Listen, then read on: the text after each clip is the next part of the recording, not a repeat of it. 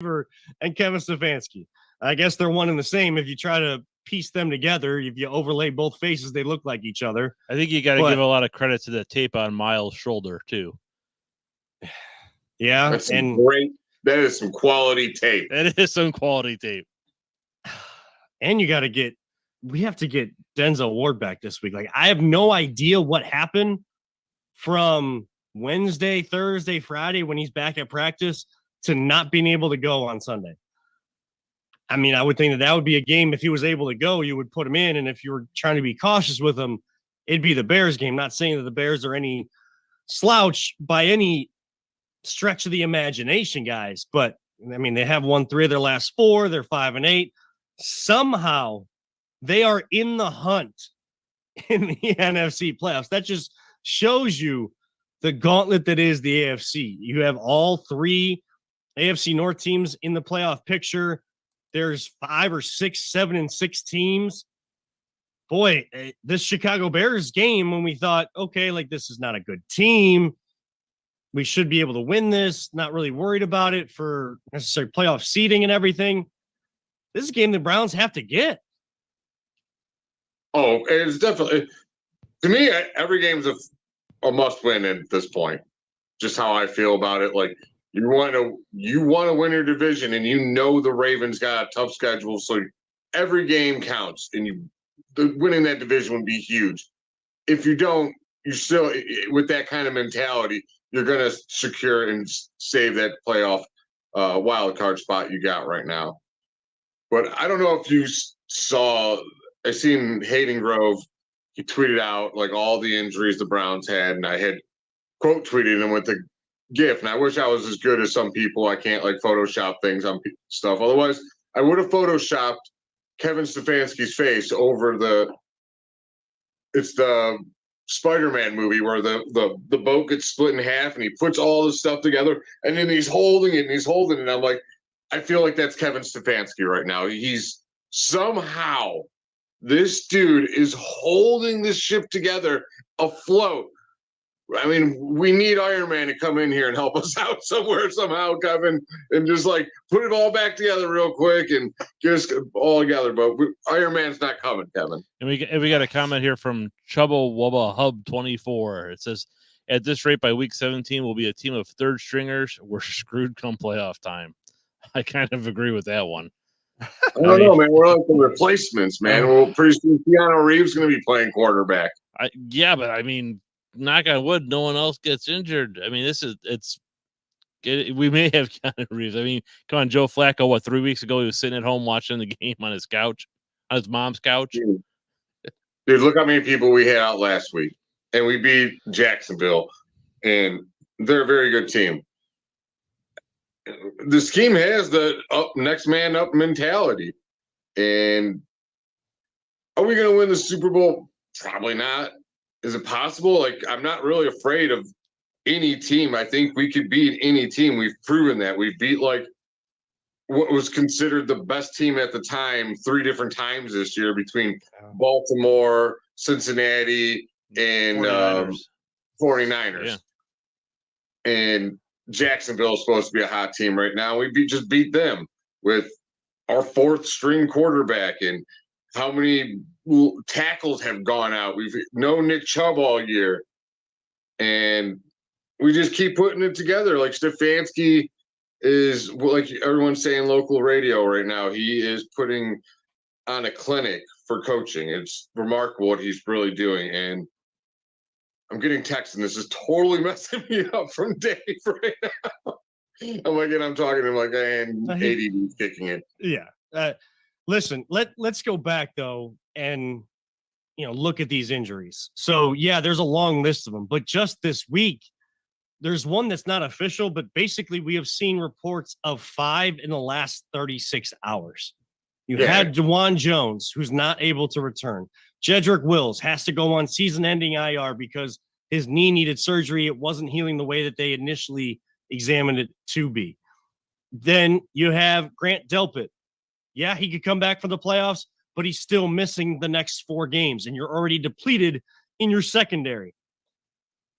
You have Maurice Hurst, played great along that defensive line. One of the one of the unsung heroes. It's not going to go down with a lot of stats this year, but that was a great signing by Andrew Berry and great utilization, of course, by a master of the defensive line, that is Jim Schwartz, with Maurice Hurst to have an impact on this team.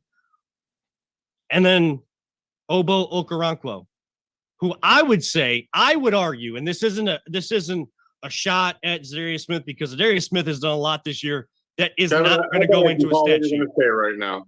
What are you going to say? He's been the second best pass rusher next to Myles Garrett. Yeah, he has been what everybody thought Zadarius Smith was brought here to do.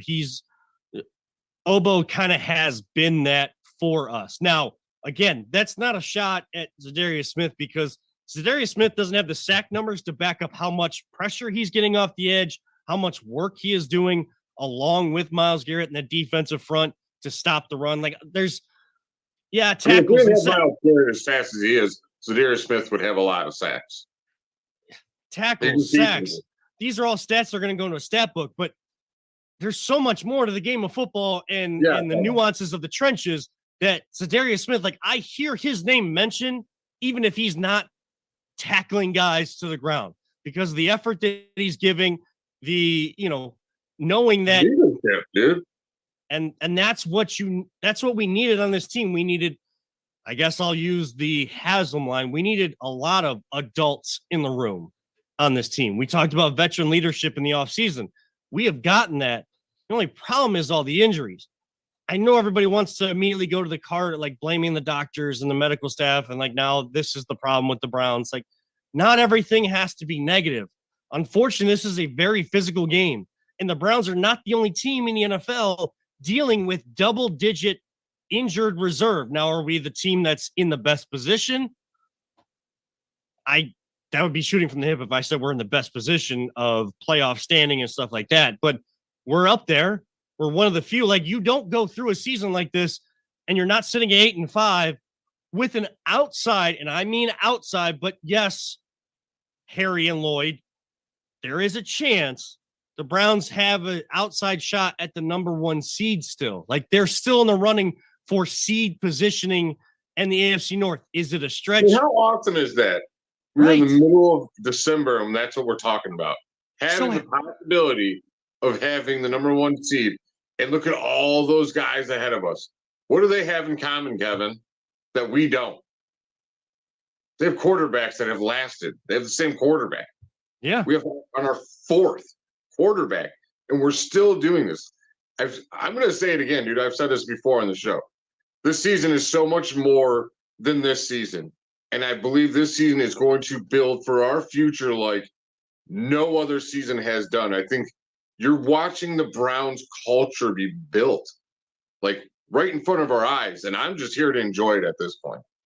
And that's what we've been looking for so long. We thought in 2020, we were about ready to say, and I think do we jump the gun or what was it? Stefanski was building a culture here. Well, he was building a culture, and it sucks to then, have an 8-9 season, then a 7-10 season.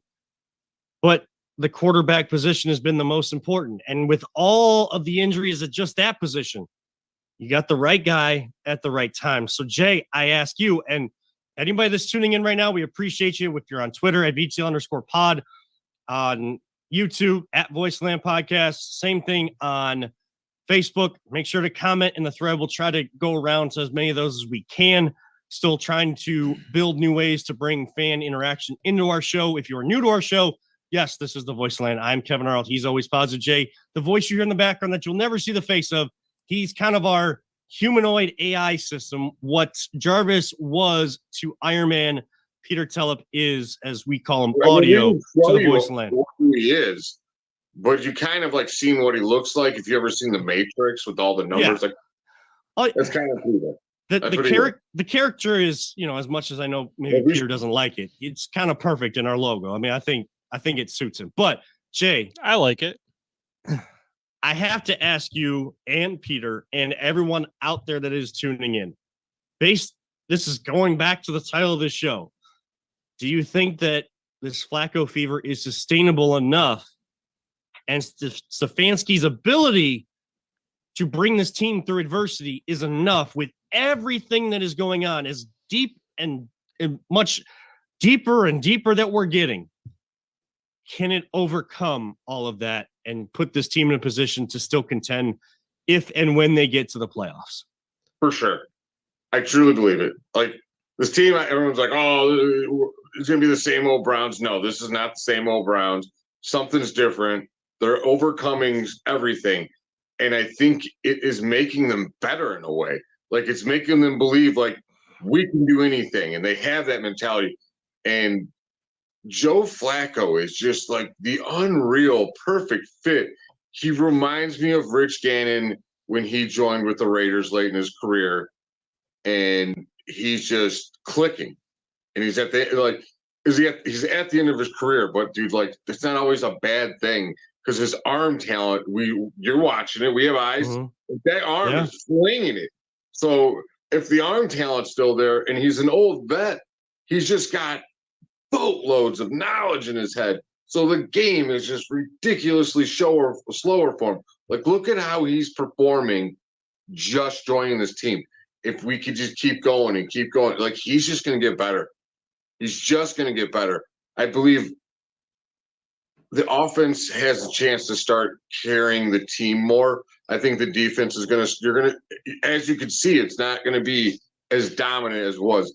But now they're getting turnovers instead of like shutting teams down with yards and stuff. They're getting key turnovers at points. Like Greg Newsome stepped up this week after a pretty bad week the week before. And Emerson Island now, he had 2 great picks. Like, you don't always have to have a statistically great game defensively if you get turnovers. It's the great equalizer, Kevin.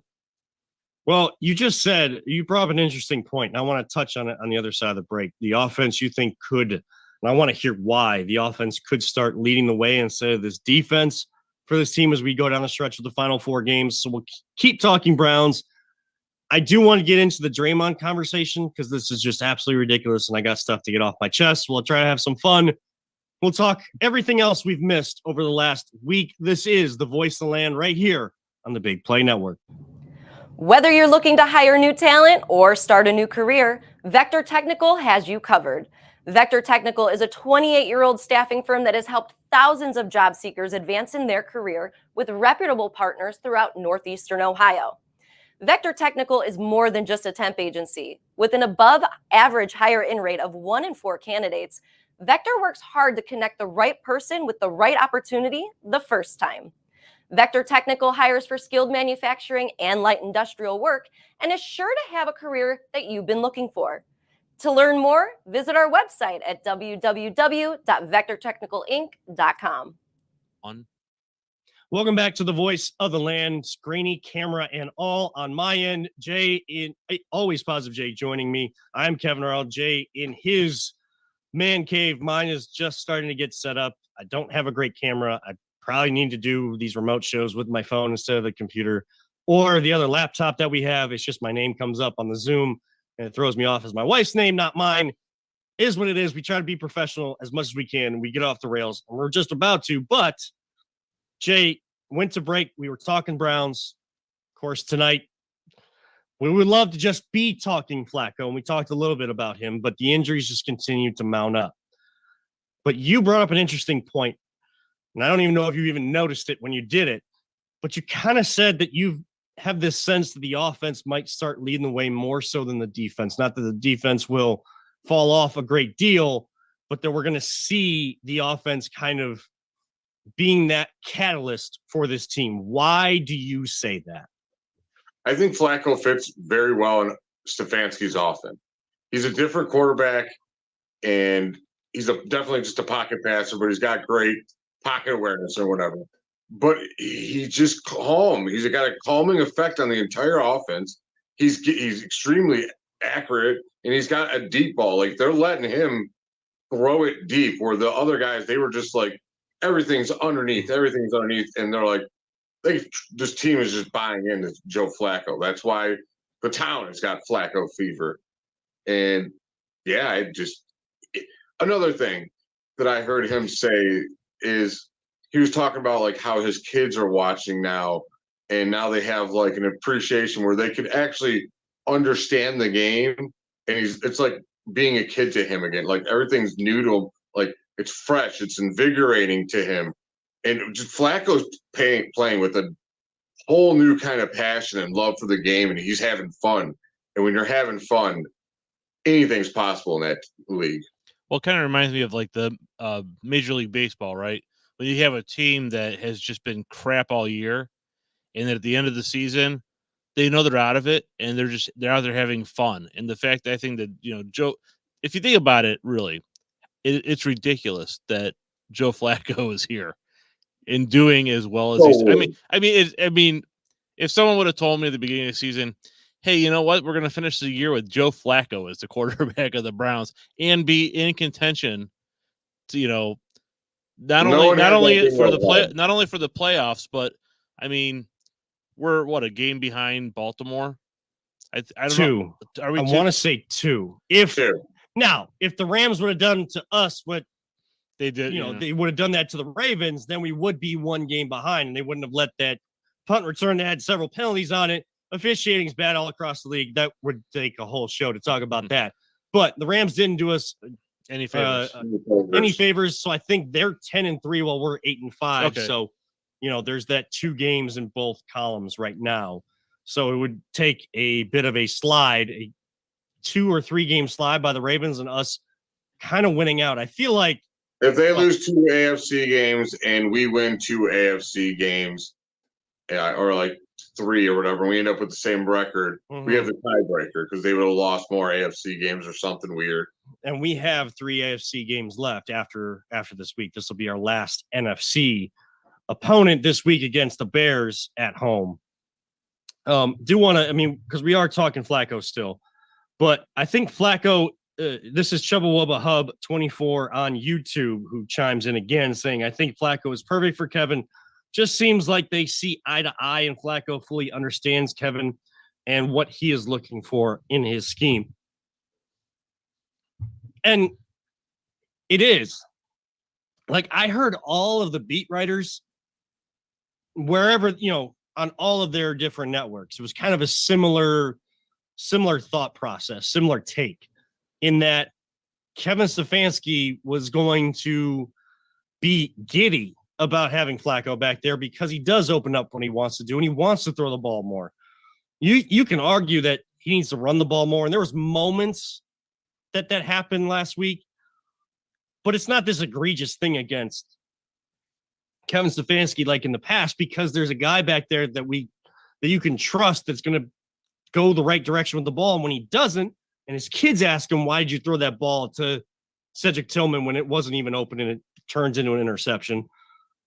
He's taking ownership of it, but you feel it. Like, you feel him taking ownership of it, of him reflecting as if he's metaphorically looking himself in the mirror, taking stock of what he did wrong, taking responsibility. I think even Grant Delpit in the locker room today said that, Stefanski's a player's coach because he takes accountability first. He's the first one to do that. If the coach is doing that, then the players need to do that, and they need to step up for a guy that is putting them in a lot of positions to win. And if, we didn't hurry up and get rid of a coach and his philosophy kind of kicked in and got a culture built. Right. And so back to the, this original question, like, Kevin Stefanski's the leader of this offense, and will they lead the way? There's definitely a chance. But it's going to take this defense keeping this team in games because, I think that it's not going to be like you're going to be able to run up the score every time. Like, you might have quarters where you score a bunch of points. Last week, the best thing that I saw when I opened up the app, I had to look up a couple stats and helping out with the broadcast behind the scenes, being on one of the stations that runs the game, had to start getting some things together. And I saw that box score, like how they put it up on the screen. When you're going to the fourth quarter, you see, who scored what in each quarter, or it's 5 minutes left and they show you that. It was late in the fourth quarter. The Browns had a 7 in each of the 4 quarters. So while it looked like they were struggling at times and the offense went away and the punter had to come out, hit a 69-yard punt, but Jorquez probably should have got that game ball instead of Dustin Hopkins in the locker room. As a soccer guy, dude, how awesome was that to you? That punt. I mean, I wish I could see it. Like I had to cut the highlight and I didn't see the TV that's on delay behind the. That's the thing. Like I'm listening to the radio and it's great when whoever's calling you, but more so when Jim Donovan's calling in because you get the picture. But, if something big happens, I'm cutting the highlight. I got the TV above me. It's way behind, but I still can't even catch it sometimes because, you got to make sure that the highlight is right. This defense is still going to have to be able to make plays. And here's why. When the Browns play pretty much whoever, who's the best player on that field? Myles Garrett. Yes. And that's why our defense will still it'll carry us at times. But there will be times our offense will carry us and we won't be it's a good thing if you're not leaning on one side or the other. You're just good on both sides. And our special teams, we're playing complementary football, Kevin. And that's how you're winning with all these injuries. That is weird to say in the same sentence as the Browns. Usually it's Browns. Totally weird, dude. I was so happy to say that. I was like, wait, we're doing it. We're doing it. Oh my God. Browns don't play complementary football. That's always what we've said. We need complementary football. But the Browns are. And that's the biggest thing. That's why you don't have to, it doesn't have to look sexy. It doesn't have to have these big, wide open plays. Whether, even a flag being called, throwing it to Travis Kelce, dropping it back to Kadarius Toney, Patrick Mahomes running out of the pocket, Jalen Hurts running around in that pocket and stuff. It doesn't have to look great. You know what matters at the end? Did we score more than the other team? And we have 8 times this year with the potential to add to that. I would say 2 or 3 more times, not just once. I see 2 or 3 more wins out there for this team because that's who they are. I don't know if this adversity and all these injuries are going to catch up to them until, we get into January football. I think that this team is that confident, and whoever they put in there, they find a way to utilize that person's skills the right way, and whatever deficiencies they have. I'm not saying they hide them. They cover them up and they only use them in certain situations. I'll say this much. And I don't think this is going to happen, but if these injuries just catch up and they just fall apart more or less, like, I'm not going to be mad at them whatsoever, dude. Like, this team fought so hard. But you know what's going to happen in this town if that I don't know what happens, and most people say that's why I'm saying it now. Like, I will look so forward to the next season. Like, I won't be like shattered. I'll be like, dude, I mean, they just kept fighting and fighting and fighting, but you can only take so much. At one point, it gives. Right now, it hasn't. And it's been like a testament again to what Kevin Stefanski and his coaching staff has done. It is. And he's putting together coach of the year type resume right now. Like, slowly but surely, just like the tortoise and the hare, probably the worst analogy you can give, but the turtle beat the bunny, even though the bunny was faster, because slow and steady wins the race. Yes, it's a 17-game season. It looks more condensed than any other professional sport, but it still spans across 3 to 5 months.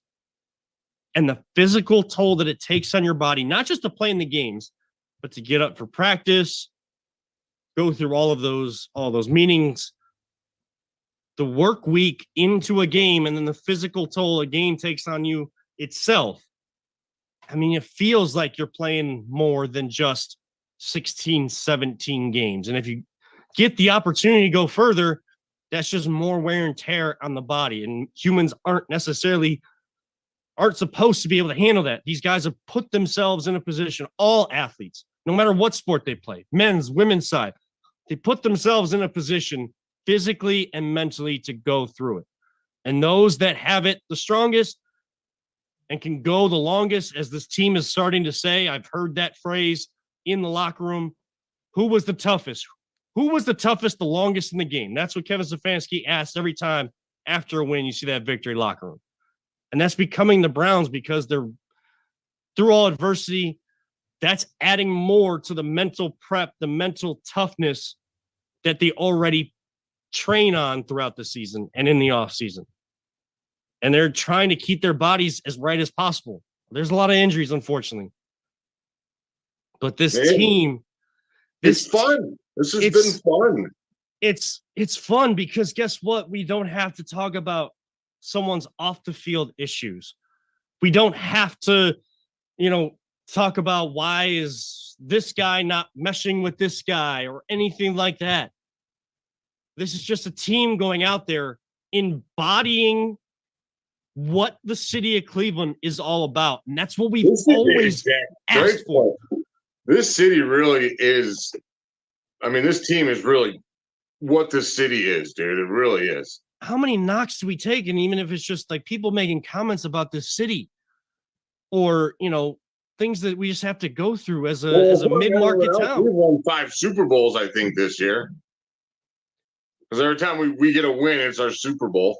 That tired take, but I'm down. Do we get rings? Do we get trophies? Anything? I don't know. I mean, again, those are kind of like moral victories, and we've started to say like we don't want moral victories anymore. But this season is really putting an exception to that rule. It's just the trophies that the individual awards. What was that? In football, because there's not enough games, you have to enjoy in every win you get, man. Like baseball, you got a series, you got to almost kind of enjoy the series. Did you win the series? Oh, I lost 1 out of 2, but the next one you won 2 out of 3. It's different. Like football is a different war of attrition. One per week. It's a war of attrition, and the Browns are a microcosm of all of that right now. What they've gone through.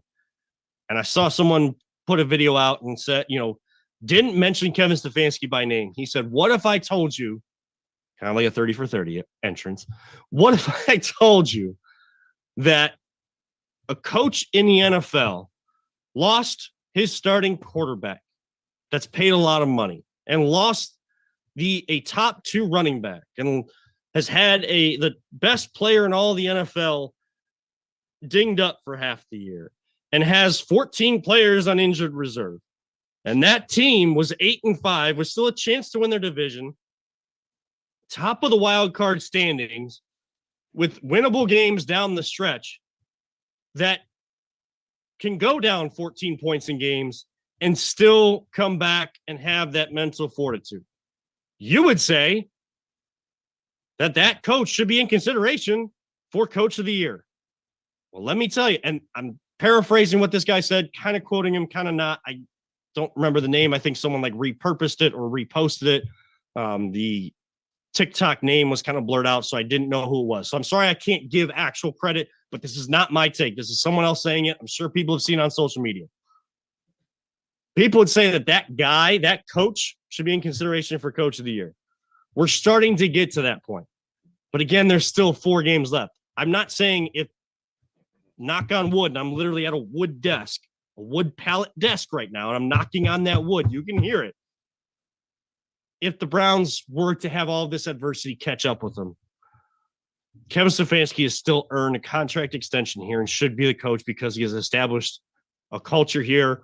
And I know that this team will put in the work, as they talk about all the time, to figure out, well, we trust our medical staff and all of that, but why not only are we, but all these other teams going through so many injuries that are ending guys' seasons? What do we need to do? How can we carve a path to, making sure that that's not a problem the next year? Excuse me. Kevin Stefanski is definitely the coach that we want to see moving forward. Like anybody that wants to, if you want to criticize him, you don't like him, you just want your take to be right that he needs to be fired from the start of the year. I mean, I might have been thinking he was on the hot seat. I'm willing to change my mind because the person is showing me. He's not telling me, he is showing me.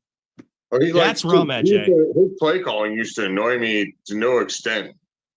Maybe And it was the there's still quarterback some their decisions to go with it that there's weren't. still in the some wacky plays and he stuff, learns. but He's learning from. So I'm watching the dude learn from a lot of mistakes he's made in the past that he's not doing anymore. He's got a kicker he trusts, and wow, he ain't going for it on fourth and whatever all the time in the red zone. He's letting the dude kick his field goals. He didn't used to do that before. Maybe it was probably because he didn't have a good kicker. But one thing I'm glad we're not going to get into is who's better than who from someone that was injured and that's playing now, and why, and all that. Because guess what, guys? That's in the past. That dude's hurt. I don't care. Go, get better. Do what you got to do. This is our guy now. I'm worried about the now. I ain't comparing that with whoever's hurt. That's ridiculous talk. I'm sorry. it is. And I wasn't even going to allude to it. Somewhat part of me to do our job the right way. I'm glad that you did that. Like, we're not going to spend a lot of time on that. All I'll say is really all this is more evidence to that guy, to Deshaun Watson. We can say his name, to Deshaun Watson, about what Kevin Stefanski is capable of. And with you being younger and more athleticism, and when you get healthy, like, this is what it can look like, and he'll get you in the right position. I'm not saying he didn't trust Kevin Stefanski or anything like that.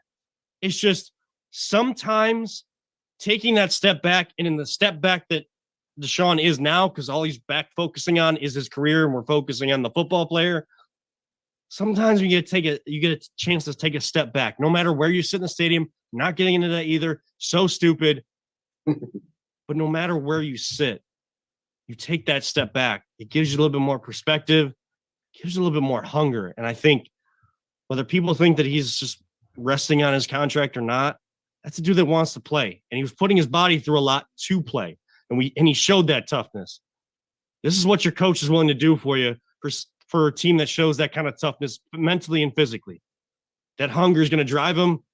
And I think we're going to get better versions of that. Comparing all of that and rust and all of that, ridiculous. We're done. I don't know not if happening. Deshaun Watson's even ever had a veteran quarterback to learn from, really. And that's good stuff for a quarterback, dude. You always want someone you can learn from. And you're seeing you ain't got to play hero ball and make something out of nothing every single time. You know, it's good to throw it out of bounds sometimes and just play for the next play, hit your check downs. Like, and when you got your spots and they give it to you, you take your shots. And that's what Flacco's doing. And he's seeing it. He's like, okay, this is what I got to do. And that's what we could hope for. That's all I'm going to talk about with the guy getting back to compare. And this is not a knock against Watson, but he has always been in a position where he's successful. In high school, successful. College, went to a great college. And when Clemson was at their peak, he's being called the Michael Jordan of football by his coach. And he comes in the NFL and he's thrust right into it because he's playing on a bad team, trying to turn an organization around, playing right away and having a lot of success and being looked at as that next guy. Well, a lot of adversity has hit him too. He's kind of been knocked down. So he has never been told no, or that he's not good. I'm not saying that he's not good, but he's not able to show it right now. That hunger to show that from when he was a younger player and just playing football for the pureness of football, that's what I'm hoping. That's what you hope that is driving Deshaun Watson right now. And the fact that he's around the team and still continues to help lead and was helping lead DTR, that shows you more about the person than it does, Flacco's able to come in without, again, not getting into it. The Browns are in a good position. It's fun. It sucks to talk about all these injuries. It's more you feel bad for the team and the organization than it is anything else. Look, you can live tweet games and criticize people here and there. Make sure you take in the whole picture of what's going on throughout the season and throughout the whole game. Browns win, Browns lose. Look at the whole game, and that's not always just one moment or whatever. Take it all in, then express how you're feeling. We're in a better position this season, and hopefully, knock on wood, little magic continues on the lakefront. And let's go get the Bears on Sunday. On the other side of the break, we're going to switch gears, though. Got to talk a little NBA. We won't talk Cavs. I'll tell you why. Are you talking NBA or boxing? I wasn't sure. A little MMA or NBA? Well, we'll find out on the other side. This is the Voice of the Land on the Big Play Network. Are you struggling to hire the right talent or maybe even find the right career? Vector Technical makes it easy. Since 1992, Vector has provided Ohio employers with a reliable process for hiring and have helped thousands of job seekers advance in their careers. Vector Technical is more than just a temp agency. We invest time to get to know each client and candidate personally. Vector places people in job opportunities that they are truly excited about. Interested in learning more?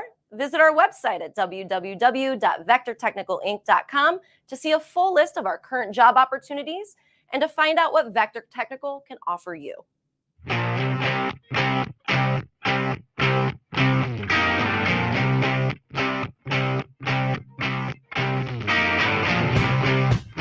Get your gear at voiceoftheland.com/shop.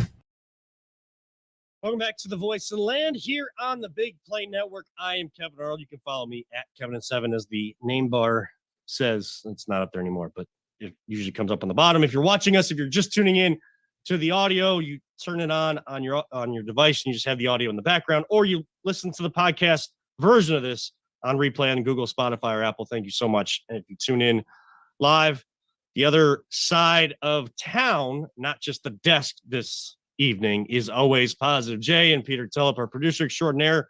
Along the way, we've been talking a lot about the Browns. We only have an hour, though, so, we could spend a whole hour on the Browns. I'm not going to do that. There's other things to talk about. I said we're going to talk NBA. I didn't say we're going to talk Cavs. It's not because I'm upset with them or frustrated. I think since that Trailblazer game, Jay, I think we've seen better effort. They're dealing with a lot of injuries right now, and there's less guys on the floor. So when you don't have those kind of numbers to have depth like they added this offseason, it's kind of tough to overcome that. Even when you got Donovan Mitchell going for 29, Darius Garland going for 26 in Boston. Boston's 13-0 at home. Like, it's on the second night of a back-to-back. No, I don't want to see them go on a losing streak.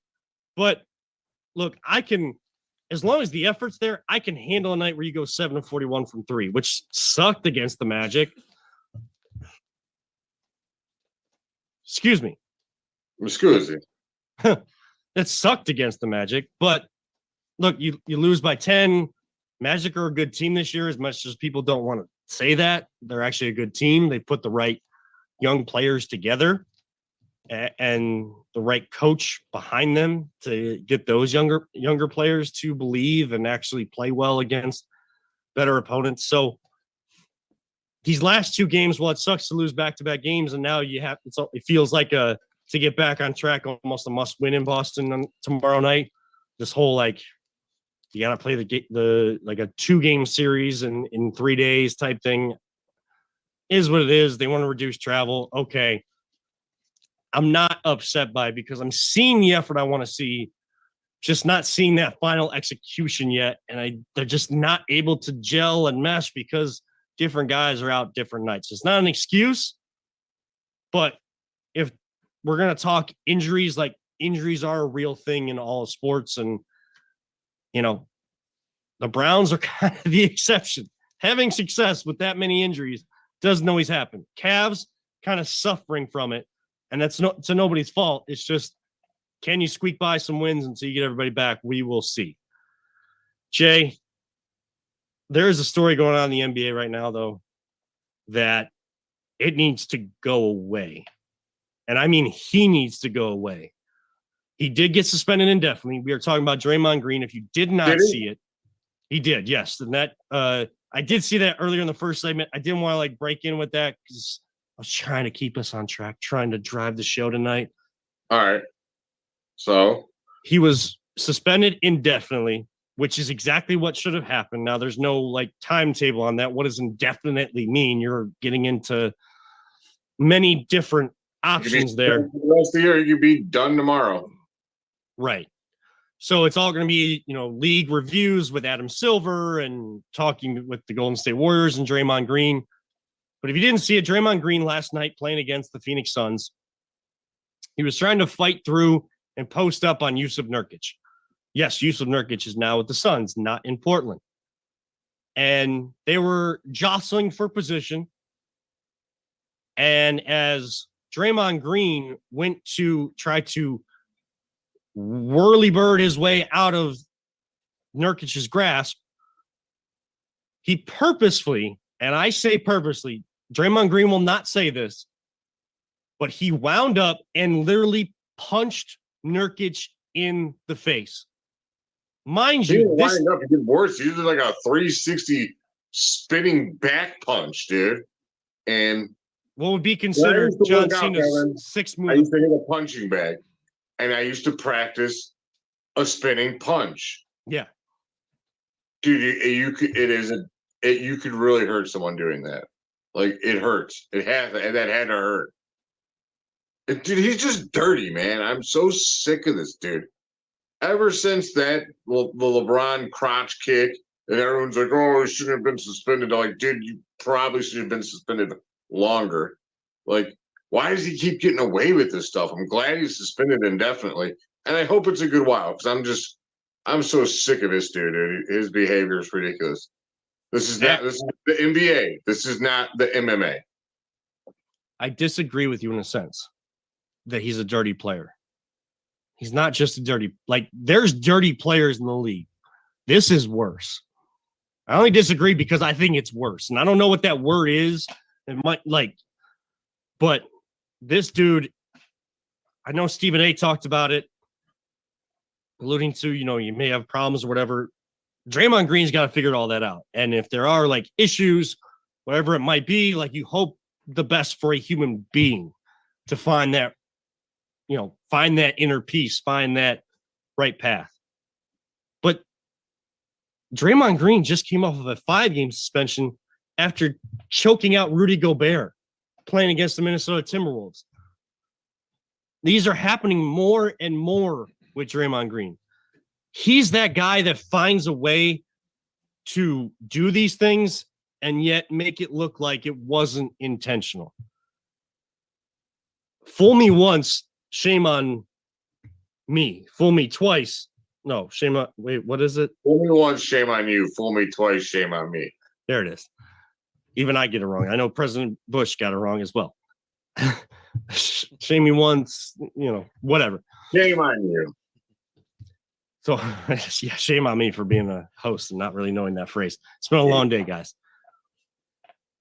But, I mean, you can only do it so much. You can only cry wolf so much, trying to play the victim in these situations. And that's what he's done on podcasts and being on TV. He might be caught by doing all of this. He might even be costing himself that career after basketball. No. Because Nope. There will always, dude. He's gonna have it, dude. I don't want him to.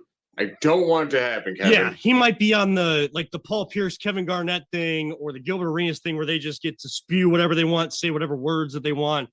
Absolutely ridiculous. Charles Barkley threw a dude through a window, Kevin.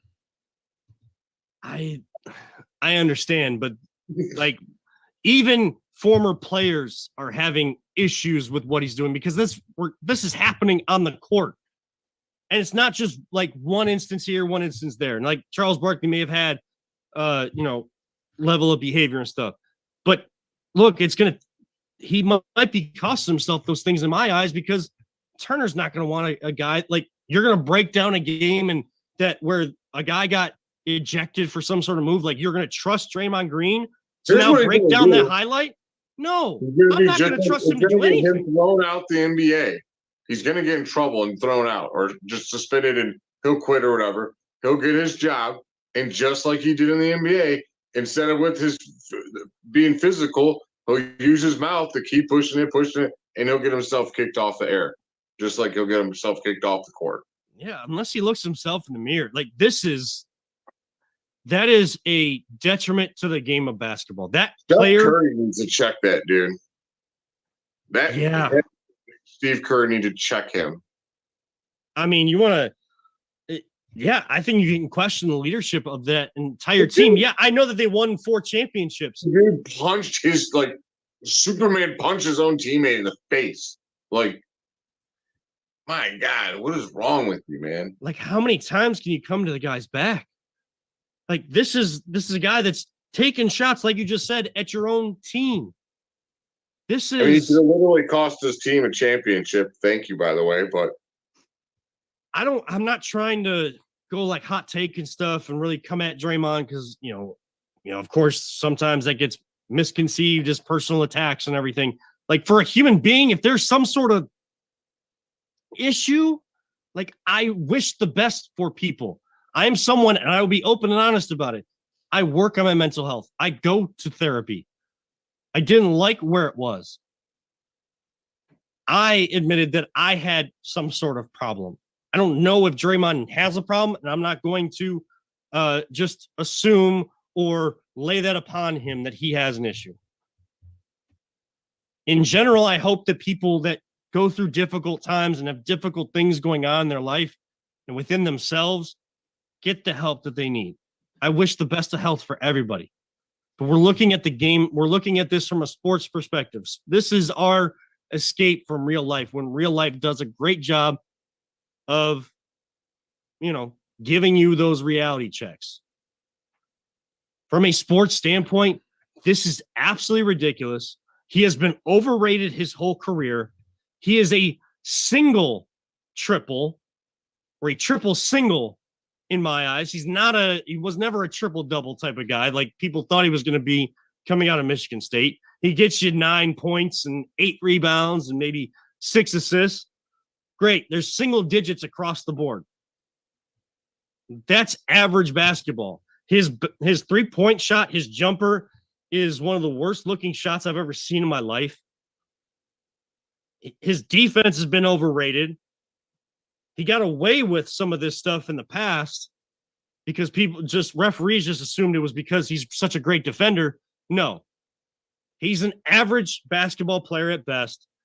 And he rode the coattails of the Splash Brothers and Kevin Durant to 4 championships. And now he is suffering the consequences that he should, because finally the NBA community had enough. It's been long enough. And unfortunately, it had to take an incident like that. And I hope that Nurkic is okay because, those bones in the face bones in general. You don't want to see a guy having to put on a mask or having some sort of issue like that. That was a terrible, terrible look for Draymond Green and the NBA. And I'm glad the NBA stepped in and did something. Maybe it's because the pressure being put on him, but hey, if it takes that, so be it. Consequences need to be suffered when we all suffer them. These guys are in a bigger limelight, but if you make a mistake, as much as people deserve second and third chances as human beings, and we all make mistakes, you still have to suffer the consequences. What do you do from those consequences? That's a question that Draymond's going to have to answer, and answer to the league, his teammates, colleagues, and himself. With that, we hit our final break of the night. This is the Voice of the Land on the Big Play Network. Are you looking for a career in manufacturing? Vector Technical has you covered.